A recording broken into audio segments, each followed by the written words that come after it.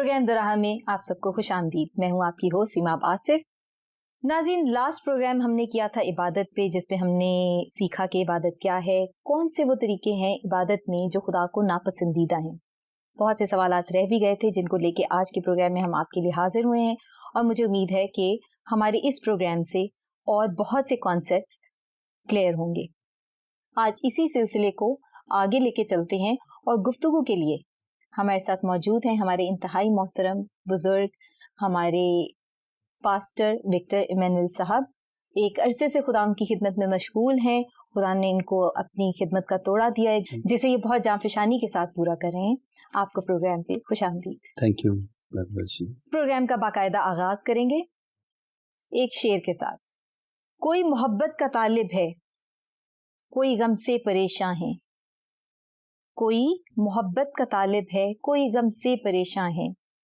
जरूरतें सिजदा कराती हैं, इबादत कौन करता है। नाज़रीन, आजकल के मसरूफ तरीन दौर में हम देखते हैं कि हर इंसान शॉर्टकट की तलाश में होता है। ऑफिस जाते हुए रास्ता छोटा लेने की कोशिश करते हैं, पढ़ाई में कोशिश करते हैं कि सिलेक्टेड जो क्वेश्चंस होंगे वही तैयार करके पास हो जाएं। हमारे पास क्विक रेसिपीज आ गई हैं जो पहले लंबे लंबे हम वो मसाले डाल के और टाइम लगा के करते थे, अब हमारे पास क्विक रेसिपीज हैं, मिनट्स वाली रेसिपीज होती हैं, और इस तरह से बहुत सारी हमारे पास एग्जांपल्स हैं जिसमें इंसान ने अपनी जिंदगी को आसान बनाने के लिए शॉर्टकट्स ढूंढ लिए हैं। हमारा आधा दर्जन काम तो वैसे ही कंप्यूटर ही कर देता है। इसी तरह इंसान जब दुआ करने बैठता है या इबादत करने बैठता है तो इतनी मसरूफियात के बीच में उसको बहुत मुश्किल लग रहा होता है अपना इतना टाइम निकालना, ऑल द वे चर्च में जाना। कभी कभार तो ऐसा आलम होता है कि लोग बस दुआ कर रहे होते हैं कि पास्टर साहब का सरमन अभी खत्म हो जाए और वो अपने अगले काम पे पहुंचे। तो नाज़रीन, इस सारी सिचुएशन में मैं आज की गुफ्तगू पास्टर साहब से इस सवाल के साथ शुरू करना चाहूंगी कि पास्टर साहब, आप हमें ये बताइए कि जहां इंसान ने अपनी हर चीज का ऑल्टरनेट ढूंढ लिया, शॉर्टकट ढूंढ लिया है, क्या हमारे पास इबादत का भी कोई ऑल्टरनेट है या कोई नेमुल बदल है? सबसे पहले मैं खुदा का शुक्र करता हूँ जिसने ये मुमकिन किया कि इबादत के ताल्लुक से बात की जाए। जैसे कि हमने पिछले प्रोग्राम में भी इबादत के ताल्लुक से सीखा, तो आज आपने जो क्वेश्चन किया है वो ये है कि क्या इबादत का नेमुल बदल कुछ हो सकता है। पिछले प्रोग्राम में हमने इस बात को देखा था कि इबादत का मतलब है कि आबिद का माबूद के सामने आकर झुककर उसको सजदा करना, साजिद, सजदा करने वाला। तो खुदा चाहता है कि हम उसके हुजूर में जाकर उसको सजदा करें। लेकिन जो उसका नेमुल बदल की बातें हैं वो जैसे कुर्बानी है या नेक काम है, अच्छे काम है, हमारे अमाले हसना है, हम इनको कर सकते हैं। लेकिन ज़रूरी बात है कि वो उसको देखना चाहता है, अपने आबिद को, उसके साथ बातचीत करना चाहता है। जब उसके साथ कोई लिंक अप होता है, रिलेशनशिप बिल्ड करता है, हमेशा दुनियावी तौर पर भी हम देखते हैं, तो हम चाहते हैं कि वो हमारे सामने आए। दूर से बाज़-औक़ात हमारे करीबी रिश्तेदार किसी दूसरे मुल्क में रहते हैं तो हम मोबाइल फ़ोन पे या वीडियो कॉल पे भी हम उनको देखते हैं, लेकिन हम फिर भी ख्वाहिश करते हैं कि वो हमारे सामने आए। बिल्कुल इसी तरह इबादत में खुदा चाहता है कि उसका जो सजदा करने वाला है, इबादत करने वाला जो इबादत गुजार है, उसकी हुजूरी में आए और वो उसके पास आकर उसको ब्लेस करे। तो नेमल बदल के तौर पर जैसे मैंने कहा कि कुर्बानी चढ़ाई जा सकती है, अच्छे काम किए जा सकते हैं, गरीबों की मदद की जा सकती है। ये उसका नेमुल बदल इतना ज़्यादा तो नहीं है, या हो भी सकता है, लेकिन ज़्यादा ये है कि माबूद के सामने आबिद जाए। वो ये चाहता है उसकी प्रेजेंस में आए। आप नेक काम करते हैं, कुर्बानी जो है, कुर्बानी का मतलब यही है कि कुर्बानी वो हदिया है, ये भी हदिया है कुर्बानी, जो जिसको दी जाए या जो देता है, उन दोनों को एक दूसरे के करीब लाया जाता है कुर्बानी से। सही। तो कुर्बत का ये सबब बनता है, एक हिस्सा है उसका। پھر اس کے بعد نیک کام ہے, اچھے کام ہے, ان کے لیے الگ اجر ہے. جیسے آپ غریبوں کو کھانا کھلاتے ہیں, بیواؤں کی مدد کرتے ہیں, اور بے سہاروں, یتیموں, غریبوں کے ساتھ ان کی خواہش, ان کی ضرورت کے مطابق کوشش کرتے ہیں کہ جو ہماری وسعت میں ہے ان کے ساتھ ڈیل کریں. اور ان اچھے کاموں سے بھی خدا خوش ہوتا ہے, اور ان کا اجر بھی ہے خدا کے حضور میں. اور خدا یسوع مسیح نے خوبصورت بات کی کہ جب تو ضیافت کرے تو اپنے ہی جاننے والوں کی ضیافت نہ کر, وہ اگلے ہفتے تیری ضیافت کر لیں گے اور تو اجر اپنا کھو دے گا, تجھے اجر مل جائے گا. لیکن جب ہم, یسوع نے کہا کہ جب راست بازوں کی قیامت ہوگی, جب راست باز جی اٹھیں گے تو ان میں ان کو بڑا اجر ملے گا, اور وہ اجر جو ہے وہ 1000 سال کی بادشاہی کا ذکر ہے بائبل میں. If we trust and believe what is written in the Bible, صحیح, جو کچھ لکھا ہے وہ اجر کی بات کی گئی ہے جب ہم اچھے اور نیک کام کرتے ہیں. تو یہ بھی ضروری ہے, اس میں بھی ہمارا ہی فائدہ ہے, اور خدا ہمیشہ ہی ہمارے فائدے میں دلچسپی رکھتا ہے. اگر ہم نہیں رکھتے تو یہ ہماری اپنی سوچ اپروچ ہے, پر خدا چاہتا ہے کہ ہم جب عبادت کرتے ہیں, تو کلام میں بھی لکھا ہوا ہے, بنی اسرائیل قوم کو خروج کی کتاب میں یہ بات لکھی ہے کہ تو میری عبادت کرنا, اس کے عوض میں تیری روٹی اور پانی پر برکت دوں گا. بالکل, اس میں بھی انسان کا ہی فائدہ ہے. تو خدا ہمیشہ ہی انسان کے فائدے میں دلچسپی رکھتا ہے. صحیح. جی. مطلب عبادت جو ہے وہ ہماری خداوند کے ساتھ 1 to 1 ایک حالت کا نام ہے. جی. ہم دے یقی دیں, ہم چندہ دیں, جی. ہم کسی کے ساتھ کوئی نیکی کا عمل کریں, جی. چاہے کسی کی فیس دے دیں جی. اسکول کی, یا جی. کسی کے شاید ہاسپٹل کا بل جمع کروا دیں, جی. یا روزہ رکھیں, یا یہ سارے نیک کام ہیں, یہ ہیں. اچھے کام لیکن یہ عبادت کا نیم البدل نہیں ہے, جی. کیونکہ وہ آپ کا ایک اپنے خداوند کے ساتھ وہ تعلق ہے جو 1 to 1 ہے. یہ اس کے ظاہری اظہار ہو سکتے ہیں. جی. جی. کہ ہمارے ایکشنز میں, ہمارے ایکسپریس کرنے میں یہ ہے کہ ہم نے عمل سے یہ کیا کہ ہم نے اپنی دے یقی دی, جی. ہم نے خاص ہدیہ دیا, ہم نے کسی کی مدد بھی کی. جی. یہ سب چیزیں ہیں. لیکن جو دعا یا ہماری عبادت ہے, جو خدا کے حضور سجدہ ریز ہونا ہے یا اس کے سامنے جھک جانا ہے, جو اس سے محبت کی حد ہے, وہ ہماری, اس کا کوئی نیم البدل ہمارے پاس نہیں ہے. وہ چاہتا ہے کہ ہم اس کے سامنے آئیں. صحیح. لیکن دیکھیں بائبل میں ہمارا رشتے کی بھی بات کی گئی ہے. بائبل میں خدا یسوع مسیح نے کلام مقدس میں لکھا ہے کہ اس نے ہمیں خدا کے فرزند بننے کا حق بخشا. ایک رشتہ یسوع مسیح نے باپ کے ساتھ قائم کروایا, باپ اور بیٹے کا. اور کوئی ایسا باپ نہیں جو اپنے گھر میں آئے اور اپنی اولاد سے نہ ملے, اپنی اولاد سے بات چیت نہ کرے. وہ چاہتا ہے کہ جب ہم اس کے بیٹے بیٹیاں ہیں, ہم اس کی عبادت کرتے ہیں, تو پھر ہم اس کے سامنے آئیں. اس سینس میں تو نعم البدل کچھ نہیں ہے, لیکن یہ اس کے پارٹ ہیں یا حصے ہیں جو ہم ایکٹ کرتے ہیں, جو یہ بھی کرنے بہت ضروری ہیں. صحیح. اس میں ہم خدا کے ساتھ, مطلب خدا جیسا ترس ہمارے اندر آتا ہے دوسروں کے لیے, انسانیت کے لیے. جن مخلوق کو خدا نے بنایا ہے, جیسے مجھے خدا نے بنایا, ان کو بھی بنایا, اور اگر میں صاحب حیثیت ہوں تو میری یہ رسپانسبلٹی ہے کہ میں ان کے ساتھ خدا ترسی کروں. بالکل بالکل. جو نیکی تو کرنا جانتا ہے اور نہیں کرتا, یہ اس کے لیے گناہ ہے, وہ اس کے لیے گناہ شامل ہوگا. جی. تو یہ یقیناً بہت ہی ضروری بات ہے. پاس صاحب اسی کے ساتھ چلیں اور ہم اپنے پبلک سے سوال لیں. جی. جی. ناظرین, اب ہمارے پاس وقت ہے کہ ہم پبلک سے کوشچن لیں. پہلے کے دور میں یہ ہوتا تھا کہ ہم عبادت کے ساتھ قربانی بھی کرتے تھے, لیکن آج کل کے دور میں یہ ہے کہ ہم عبادت کے ساتھ قربانی نہیں کرتے. ایسا کیوں ہے؟ ویلکم بیک ناظرین. سر, بہت خوبصورت سوال ہمارے پاس آیا ہے, بہت گہری بات پوچھی گئی ہے, اور میں اس کو رپیٹ بھی ضرور کرنا چاہوں گی کہ ہماری پبلک سے یہ کوشچن آیا ہے کہ شریعت میں ہم دیکھتے ہیں قربانی اور عبادت ساتھ ساتھ ہیں, لیکن آج کے دور میں عبادت کے ساتھ قربانی کیوں نہیں کی جاتی؟ دیکھیں, آپ نے یہ جو کوشچن کی ہے, شریعت میں ہم دیکھتے ہیں قربانی اور عبادت ساتھ ساتھ ہیں, لیکن آج کے دور میں عبادت کے ساتھ قربانی کیوں نہیں ہے؟ ایسا قربانی ہے آج بھی. آپ قربانی کو کیا سمجھتے ہیں؟ پہلے تو ہمیں قربانی کی ڈیفینیشن کو جاننے کی ضرورت ہے. قربانی کیا ہے؟ قربانی وہ ہدیہ ہے جو قربانی دینے والے اور لینے والے دونوں کو ایک دوسرے کے قریب لاتی ہے. تو اگر قربانی دینے والا انسان ہو اور لینے والا خدا ہو تو پھر تو انتہائی ضروری ہے قربانی. اور قربانی کو ہم کیا سمجھتے ہیں؟ بھیڑ بکری یا برے. جب ہم قربانی کا نام ہی لیتے ہیں تو ہماری سوچ ہی اسی طرف چلی جاتی ہے کہ جانوروں کا ذبح ہونا. اس کے خون کو چڑھانا یا خدا اس کی راحت انگیز خوشبو لے. جیسے قربانی کی مختلف ٹائپس ہیں، ان میں ایک ہے سوختنی قربانی، ایک جرم اور گناہ کی قربانی ہے، اس کے لیے انسان روتا ہے خدا کے حضور میں. لیکن جو سوختنی قربانی ہے اس کی خدا خوشبو لیتا ہے، یعنی خدا کی شکر گزاری، خدا کی تمجید کرنا، خدا کے کاموں کا عجائب کرنا. تو یہ قربانی جو ہے جب ہم وقت نکال کے خدا کے حضور میں جاتے ہیں تو اس قربانی سے، سوختنی قربانی سے خدا اپنی حضوری کو ہمارے درمیان لاتا ہے. اور اس کے لیے خدا ان کے کلام میں سے خروج کی کتاب اس کا 29واں باب اور اس کی 41ویں آیت میں لکھا ہے کہ تو صبح طلوع آفتاب سے پہلے اور غروب آفتاب کے بعد سوختنی قربانی چڑھانا تو تمہارا خدا اس کی راحت انگیز خوشبو لے گا، اور وہ خوشبو اس کو ان کے درمیان لے آئے گی.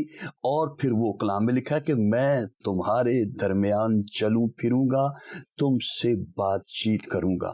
اور جب ہمارا رشتہ اس کے ساتھ اس طرح کا ہے کہ ہم خدا کو اپنا باپ کہہ کے پکار سکتے ہیں، اگرچہ شاید دوسری اقوام یہ نہیں کہتی لفظ، لیکن کرسچینٹی میں یسوع مسیح نے یہ کہا کہ اس نے تمہیں باپ کے ساتھ ایک نئے رشتے میں باندھا ہے، باپ اور بیٹے کا.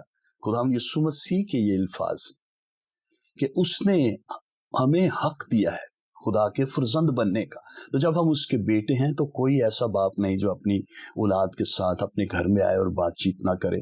تو یہ بہت ضروری ٹھہرا کہ ہم خدا کے حضور میں آئیں اور اس کے حضور میں اپنی قربانیاں بھی چڑھائیں. تو قربانی کیا ہے؟ قربانی صرف بھیڑ بکری یا جانوروں کی نہیں. قربانی کا مطلب یہ ہے کہ اپنے وقت کو بھی دینا. تو یہ قربانی ہے. ہم کہیں اور جانا چاہ رہے تھے، ہماری کہیں اور خواہش تھی، تو ہم نے وہ چھوڑا، وہ قربانی دی اور ہم اس طرف آ گئے. جیسے مثال کے طور پر آپ ٹی وی پہ کوئی ڈرامہ دیکھ رہے ہیں، ٹھیک ہے، تو آپ کا دل نہیں چاہ رہا، کوئی آپ کا دوست، تو آپ کی دوست آتی ہے، وہ کہتی ہے کہ چلیں عبادت میں چلیں. آپ کہتی ہیں ٹی وی بند کرو، میں عبادت. یہ بھی قربانی ہے، آپ نے اپنی خواہشات کی قربانی دی ہے. شریعت میں قربانیاں دی جاتی تھیں، بھیڑ بکری، گائے بیل کی. اور چونکہ خداوند یسوع مسیح جب اس زمین پر آیا تو ایک پلان کے تحت وہ آیا تھا. جب آسمان پر ایک کانفرنس ہوئی، جبرائیل، سرافیم، میکائیل اور خداوند یسوع مسیح تھے آسمان پر، تو کہا گیا کہ انسان کی نجات کے لیے کون قربانی دے گا؟ تو خداوند یسوع مسیح نے کہا کہ اس کام کے لیے میں نیچے جا کر قربانی دوں گا. تو عبرانیوں کے خط کے 7ویں باب میں لکھا ہے کہ جب اس کا تقرر ہوا اس بات کے لیے، جب اس کا تقرر ہوا تو بغیر قسم کے نہ ہوا. اس بات کے لیے تقرر ہوا کہ قربانی دے گا. تو کلام میں لکھا ہے کہ جب وہ قربانی دے گا تو اس سے کہا گیا کہ قسم کھاؤ کہ اس بات سے پھر تو نہیں جاؤ گے. تو اس نے اپنی بات پر قائم رہتے ہوئے صلیب پر قربانی دی، اور ہمیں اب بھیڑ بکریوں اور گائے بیل کی قربانی دینے کی ضرورت نہیں ہے، کیونکہ یسوع مسیح صلیب پر ہمارے لیے قربان ہوا اور اس نے قربانی ہمارے لیے دی. اب ہمیں کوئی اس طرح کی قربانی دینے کی ضرورت نہیں ہے. اسی کے ساتھ میں اپنے اگلے سوال کی طرف چلوں گی کہ عبادت ہی کا ایک حصہ ہم نے دیکھا پرستش بھی ہے. جی جی. گیت گا کے، حمد و ثنا کے گیت گا کے، زبور گا کے اس کی عبادت اور پرستش کی جاتی ہے، اور کہا گیا ہے کہ روح اور سچائی سے میری عبادت اور پرستش کرو.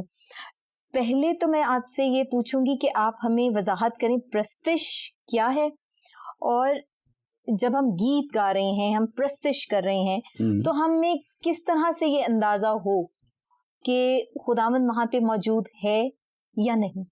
اچھا، سب سے پہلے تو پرستش کی ڈیفینیشن، بعض کا لوگ سمجھتے ہیں کہ گیت گانا جو ہے یہ پرستش ہے، اور وہ کہتے ہیں جی پرستار ہیں. جی جی جی جی جی. لیکن میں آپ کو بتا دوں کہ پرستش کیا ہے. پرستش گانا گانا پرستش نہیں ہے. گانا جو ہے، جب ہم گاتے ہیں گیت تو وہ ہمیں پرستش کے حلقے میں لے جاتا ہے. تو پرستش کا مطلب ہے خدا کے ساتھ اتم یا کامل محبت کا اظہار کرنا. اس کی دوسری ڈیفینیشن یہ ہے کہ پرستش وہ راستہ ہے جس کے ذریعے ہم خدا تک رسائی حاصل کرتے ہیں. میں ایک اگزامپل دیتا ہوں آپ کو. جیسے کوئی غزل گاتا ہے یا گانا گاتا ہے تو جو آڈینس ہیں وہ کہتے ہیں واہ واہ واہ. اس کا کیا مطلب ہے؟ ان کے دل کو وہ بات چھو گئی ہے اور وہ پورے طور پر اس کے گرویدہ ہو گئے اس کی بات کے. تو جب ہم پرستش کی بات کرتے ہیں تو خدا جو ہے وہ اس بات کے لیے ہمیں تیار کرتا ہے. تو پرستش ایک ایسا راستہ ہے جس کے ذریعے ہم خدا تک رسائی حاصل کر سکتے ہیں, اور یہ خدا کے ساتھ اپنی محبت کا اظہار ہے. بالکل صحیح. اگر ہم پرستش تو کرتے ہیں, اور یہ گیت گانا بھی پرستش کے حصے میں آتا ہے, شاید لوگوں کو اس بات کی سمجھ نہیں ہے. انگلش میں کہتے ہیں singing lead to worship and worship bring the presence of Lord. خدا کی حضوری کو لاتی ہے. تو عبادت ہی وہ ہے جب خدا وہاں موجود ہو عبادت گزاروں کے بیچ میں. اگر عبادت گزاروں کے بیچ میں خدا نہ ہو تو عبادت کیسی؟ اگر ضروری بات ہے, اس کا پرومس ہے کہ جب تم میری عبادت کرو گے تو میں تمہارے بیچ میں آؤں گا اور تمہیں برکت دوں گا. تو جب ہم اس خدا کی عبادت کرتے ہیں جو کائنات کا خالق اور مالک ہے, اگر وہی ہماری عبادت میں نہیں ہے تو پھر عبادت بیکار ہے. ضروری بات ہے کہ اس کو لایا جائے. اور کیسے لایا جائے؟ پرستش کی جائے. جب ہم اس کی پرستش کرتے ہیں تو اپنی حضوری کو ہمارے درمیان لاتا ہے. And we can feel Lord is here. اور اس کا وعدہ ہے جہاں 2 یا 3 میرے نام سے مل کر بیٹھیں گے میں وہاں آؤں گا. میری حضوری کو وہ فیل کریں گے. اگر خدا نہیں ہے آپ کی عبادت میں, آپ کی عبادت کچھ بھی نہیں ہے. بالکل. صاحب, کہا یہ جاتا ہے کہ خدا ہر جگہ پہ موجود ہے جی, اور اس کی پریزنس ہر جگہ پہ ہے. پھر ہم یہ بھی کہتے ہیں کہ جہاں پہ 2 یا 3 میرے نام پر اکٹھے ہوں گے وہاں پر میں حاضر ہوں گا. اور اس کے ساتھ ساتھ یہ ہے کہ خاص عبادت کی جگہیں بنائی جاتی ہیں. جی, مندر ہو, مسجد ہو, چرچ ہو, کچھ بھی ہو. تو یہ کیا بات ہے کہ ایک طرف ہم کہہ رہے ہیں کہ خدا ہر جگہ پہ موجود ہے, دوسرا ہم یہ بھی کہہ رہے ہیں کہ جہاں پہ 2 یا 3 میرے نام پر اکٹھے ہوں گے وہاں پہ.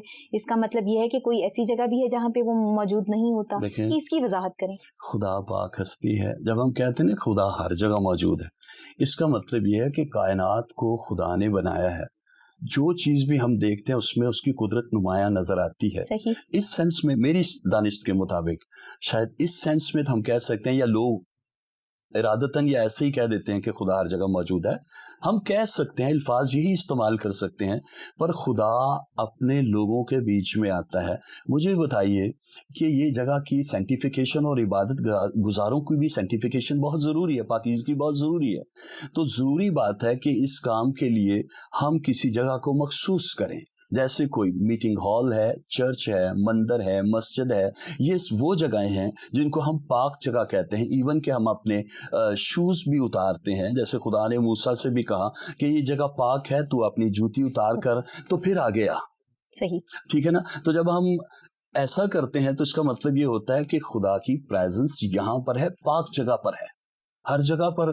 اب میں اس کی وضاحت کیسے کروں کہ بھئی خدا ہر جگہ موجود ہے؟ ہم کہہ سکتے ہیں اس کو خدا ہر جگہ موجود ہے, الفاظ یہی استعمال کرتے ہیں, پر خدا خاص جگہوں پر جہاں لوگ اس کے جمع ہوتے ہیں, اس کے نام پہ اس کے نام پہ جمع ہوتے ہیں, خدا وہاں موجود ہوتا ہے. اور پھر لوگ اس کی جب عبادت کرتے ہیں, خدا ان کے بیچ میں چلتا پھرتا ہے.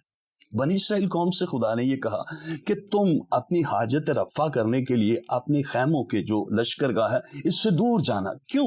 اس لیے کہ تمہارا خدا تمہارے بیچ میں چلتا پھرتا ہے. تو ضروری بات ہے سینٹیفیکیشن انسان کی بھی ہو, ظاہری پاکیزگی بھی ہو, اور پھر اندرونی پاکیزگی بھی ہو, اور وہ جگہ جو ہے وہ بھی پاک ہو جہاں پر خدا کی حضوری آتی ہے. صحیح. بس اب گفتگو کا سلسلہ بہت ہی خوبصورت چل رہا ہے. جی, اور میرا خیال ہے کہ اب ہم ایک اگلا سوال پبلک ہی سے لیں. جی جی. ناظرین, چلتے ہیں پبلک کی جانب اور لیتے ہیں ایک اور سوال. کیا ہمارے نیک کام جو ہے وہ ہمارے عبادت کے متبادل ہو سکتے ہیں؟ Welcome back viewers. پاسا بہت ہی گہرا اور بہت سادہ, بظاہر دیکھنے میں بہت سادہ سا سوال لگ رہا ہے, لیکن اپنی ذات میں بہت گہرا ہے کہ کیا نیک کام عبادت کے متبادل ہو سکتے ہیں؟ تو ویورز کے لیے ایکسپلین کریں. نیک کام جو ہے شریعت میں بھی خداوند نے موسیٰ سے باتیں کی اور کہا کہ یہ حکم دینا, اور جس میں 10 کمانڈمنٹس بھی ہیں وہ آتے ہیں. تو اس میں ایک چیز ہے جیسے نیک کام, ایک کہانی کے ساتھ اس کا میں بیان کرتا ہوں. خدا یسوع مسیح کے پاس ایک شخص آیا اور کہنے لگا کہ میں کیا کروں کہ ہمیشہ کی زندگی کا وارث بنوں. اس بات کی تعلیم شریعت میں تھی کہ ہمیشہ کی زندگی eternal life or few days life which we spend in this world, तो इसका एक डिफरेंस तो है। तो इसी ज़मीन पर खुदा हमें अब्दी ज़िंदगी का भी वादा करता है और उसी के बायस लोग कुछ नेक काम भी करते हैं, अच्छे काम भी करते हैं, खुदा की इबादत भी करते हैं। वजह यही है कि खुदा ने प्रॉमिस किया है इटर्नल लाइफ का। तो एक शख्स खुदाम यीशु मसीह के पास आया और उसने ये कहा कि मैं क्या करूं कि हमेशा की ज़िंदगी का वारिस बनूं। खुदाम यीशु मसीह ने उससे कहा कि तू हुक्मों को जानता है। उसने कहा मैं सब हुक्म जो हैं उनको पूरा करता हूं। तो उसने कहा कि खुदाम यीशु मसीह ने कहा अच्छा तो फिर अगर अमीर आदमी था तो खुदाम यीशु मसीह ने कहा अपना माल जो है वो बेचकर गरीबों को खिला दे, तुझे आसमान पर खजाना मिलेगा। अब कलाम को सुनना फर्क बात है और कलाम का यकीन करना फर्क बात है। बहुत सारे ऑडियंस अब भी जो सुन रहे हैं शायद कुछ यकीन कर रहे हैं या कुछ नहीं कर रहे। उस शख्स ने खुदाम यीशु मसीह की बातों का यकीन नहीं किया। जब उसने कहा अपना माल गरीबों को बांट दे, तुझे आसमान पर खजाना मिलेगा, तो कलाम में लिखा है इस बात से उसके चेहरे पर उदासी छा गई। वो नहीं करना चाह रहा ये नेक काम, शायद रुपया पैसा उसके लिए उसके आड़े आ गया, उसकी वो बन गया है। लेकिन जरूरी बात है नेक काम किए जाएं। इससे स्पिरिचुअली जो हमारा फायदा है वो तो है ही है, लेकिन अब भी जिंदगी में खुदा ने इसके साथ बहुत सारे प्लान किए हैं हमेशा की जिंदगी के लिए। नेक काम जैसे आप जानते हैं अच्छी तरह से, गरीबों को खाना खिलाना, बेवाओं की मदद करना, यतीमों की, दुखियों, बेसहारों, जो कुछ आपकी बसात में है आप वो करें। और अगर आप वो करते हैं तो ये नेक काम खुदा को पसंद है कि किए जाए नेक काम। बिल्कुल, इसके लिए खुदा के यहाँ अजर है। और पिछले एपिसोड में भी हमने बात की थी इसके ताल्लुक से कि खुदा चाहता है कि नेक काम करें इसलिए कि इनका अजर भी है। बिल्कुल। बस अब वक्त कम है, सवालात अभी भी बहुत सारे हैं, तो मैं कोशिश करूंगी कि हम जल्दी जल्दी इसको समराइज करें। एक मुख्तसरन जवाब मैं आपसे चाहूंगी इस बात का कि एक बढ़ता हुआ हम ट्रेंड तो नहीं लेकिन सिचुएशन और सर्कमस्टेंसेस के हिसाब से हम देखते हैं कि किसी भी मजहब से ताल्लुक हो, किसी भी मसलक से हो, किसी भी अकीदे के हो, सबकी अपनी अपनी मखसूस की गई इबादत गाहें होती हैं। जी जी। और वहीं पे जाके वो जब उन्होंने कलेक्टिव प्रेयर्स करनी है, इज्तिमाई दुआओं के लिए, वो इकट्ठे होते हैं, रफाकत रखते हैं।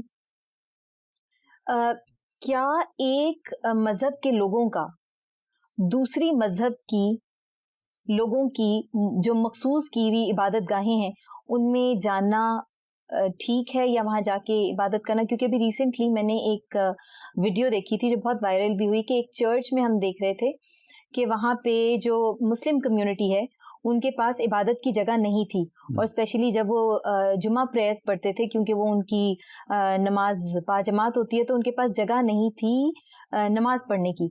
वो आए, वहाँ के जो लोकल प्रीस्ट थे उनसे रिक्वेस्ट की, तो उन्होंने वो चर्च खोल दिया कि वहाँ पे जिस वक्त चर्च के टाइमिंग्स होते थे वहाँ पे सारे क्रिश्चियंस आके प्रेयर करते हैं अपने अकीदे के हिसाब से, और उसके बाद जब मुस्लिम्स के जो 5 टाइम्स अ डे प्रेयर है वो भी होती है और जुमे की प्रेयर भी होती है। तो ये जो हम एक खास मखसूस इबादत गाह में कोई और मजहब के लोग जाके इबादत करते हैं, तो ये कैसा है?